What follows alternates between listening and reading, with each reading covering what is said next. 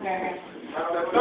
So listen, for you guys that don't know, this is National Poetry Month, and so for both new poets and older poets, any poet, the challenge is to write a poem a day.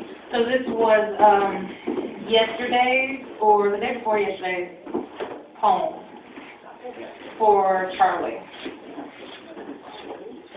Mr. Sheen, allow me to sincerely apologize for the reception you received on your big night here in my city.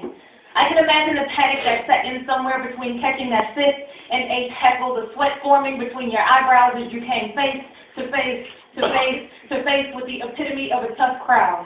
The realization that you were sinking into an ocean of faces who absorb fear like salt water, but don't cry, Charlie. It's not your fault.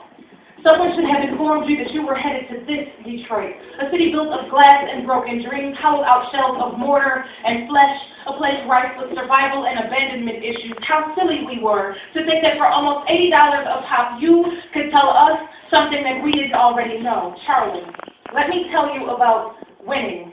Jamel Chubb, young adulthood draped over his shoulders like an all-too-familiar bowling shirt, took 2 bullets to the base of his skull almost 1 year ago, recently surprised his family by making a fist on command. Maybe he thought he was fighting trolls. Who can say? And warlocks? Well, only magic can be involved when shrinking an entire school district by half in a 3-year span. Do you think this crowd was tough, Charlie? Imagine trying to teach chemistry to a class of 60 teenagers fresh off of 2 buses daydreaming the entire way about relocation, only to shuffle through metal detectors and remember that it's hard to see the blackboard from the 13th row.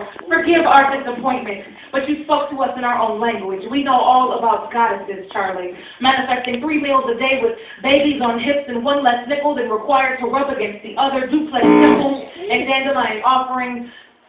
Tiger blood pumping through veins as if powered by pistons, Adonis DNA splashed over basketball courts and seated in corner offices. We know about war, Charlie, and it's never been Hollywood flavored. We know the taste of pennies in our mouths, pride in our bellies, and perhaps that has made us bitter, unwilling to have patience with a man drowning right in front of our eyes. But we tread water professionally here, Charlie. You have to save yourself.